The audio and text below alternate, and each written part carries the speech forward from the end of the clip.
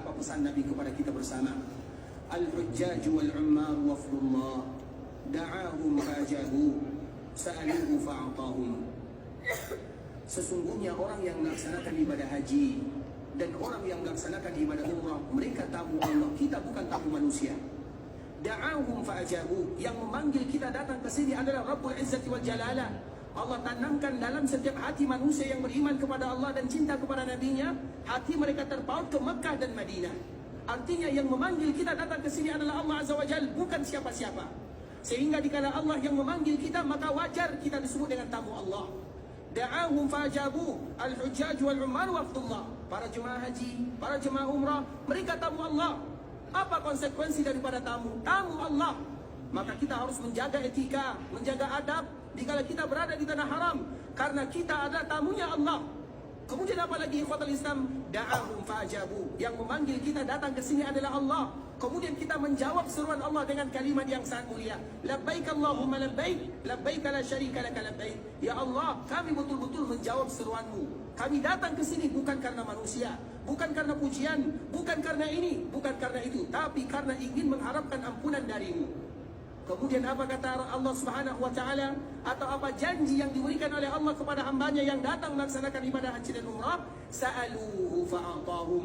Maka mereka yang datang melaksanakan ibadah mulia ini, mereka sebagai tamu Allah, mereka berdoa, mereka meminta, dan setiap doa dan permintaan mereka pun dikabulkan oleh Allah Subhanahu wa taala.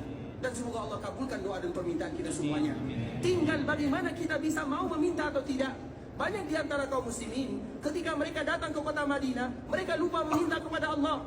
Mereka lebih banyak meminta KFC, meminta McD, meminta yang lainnya. Banyak di antara kita yang lebih rela antrian berjam-jam di luar, tapi jarang di antara kita yang rela antrian meminta kepada Allah Azza wa Jalla. Kita tinggal datang ke masjid, duduk di sana, solat 2 rakaat, kemudian berdoa kepada Allah. Siapa di antara kita yang selalu mengadu kepada Allah, yang curhat kepada Allah? Ini momennya. Maka Allah menyebutkan sa'aluhu. Mereka pun berdoa, meminta, mengharap kepada Allah, merintih kepada Allah. Sa'aluhu fa'atahum. Itu janji Allah kepada semua mereka yang menjadi tamunya. Itu suatu kalimat yang sangat mulia ikhwatul Islam. Makanya dikala kita berada di sini, di antara salah satu ibadah yang dilalaikan oleh manusia adalah meminta dan meminta kepada Allah. Meminta kepada Allah, semua yang kita minta pasti dikabulkan. Tapi pertanyaannya, mana mereka-mereka yang ingin selalu meminta kepada Allah? Di antara sifat kita, wa kana al-insanu zaluman jahula. Di antara sifat kita yang pertama zalim. Di antara sifat kita yang kedua jahul, yaitu jahil. Maka di saat itulah kita mengatakan kepada Allah, ya Allah, aku datang dengan kezalimanku, aku datang dengan ketidaktahuanku, ampunkan dosaku, mudahkan urusanku, lancarkan rezekiku. Kita sebutkan siapa kita yang sebenarnya. Nah ikhwatul Islam, Nabi juga SAW menyebutkan, Inna Allah la yamal hatta tamal. Sesungguhnya Allah tidak pernah bosan mengabulkan doa, permintaan hamba mereka yang berdoa, yang meminta. Tapi yang bosan itu adalah kita yang bosan meminta kepada Allah. Coba kita lihat ikhwatul Islam, ketika kita duduk di dalam Masjid Nabawi, sanggup tidak kita bisa mengangkat tangan setengah jam lamanya menangis memohon kepada Allah Subhanahu wa taala? Pernah tidak kita duduk di Makkah Al-Mukarramah, kemudian kita menyebutkan semua kekurangan yang ada pada diri kita? Mana mereka-mereka yang mau meminta kepada Allah? Tidakkah kita tahu semua permintaan dan harapan itu akan dikabulkan oleh Allah Subhanahu wa taala? Bagaimana cara Allah mengabulkan? Ada di antara mereka yang berdoa, Allah kabulkan sesuai dengan apa yang dia minta. Ada di antara mereka yang berdoa, Allah kabulkan tapi dengan cara yang lain. Ada di antara mereka yang berdoa, Allah tidak kabulkan di dunia, tapi Allah simpan di akhirat sana, sehingga nanti dikala dia wafat, dikala dia dibangkitkan, maka tiba-tiba dia mendapatkan sebuah amalan yang sangat luar biasa. Dia pun bertanya, ya Allah, dari mana amalan ini? Ternyata amalan itu adalah doa-doa kita yang dulu belum dikabulkan oleh Allah dalam kehidupan dunia. Tinggal bagaimana kita berdoa, bermohon, meminta kepada Allah. Jadikan setiap sujud begitu lama bermohon, curhat kepada Allah. Begitu juga momen-momen yang indah. Oleh karenanya ikhwatul Islam, ketika kita menjadi tamunya Allah Subhanahu wa taala, maka di antara salah satu adab tamunya Allah adalah selalu berdoa, bermohon, meminta kepada Allah Subhanahu wa taala.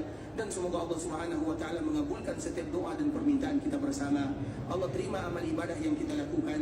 Bagi kita yang ingin melaksanakan ibadah umrah, semoga Allah Subhanahu wa taala jadikan umrahnya adalah umratan mabrura, wa sa'yan mashkura, wa dhanban maghfura. Kalau ada di antara kita yang ingin pulang ke kampung halamannya, semoga Allah Allah Subhanahu wa taala berikan kemudahan dalam perjalanannya, Allah mudahkan urusannya, Allah kembalikan mereka berkumpul bersama keluarganya dalam keadaan sehat walafiat, sebagaimana kita juga selalu berharap, bermohon, meminta kepada Allah agar kita selalu bisa menjadi tamunya Allah Subhanahu wa taala, agar kita istiqamah di dalam agama Allah Subhanahu wa taala, selalu melakukan kebaikan.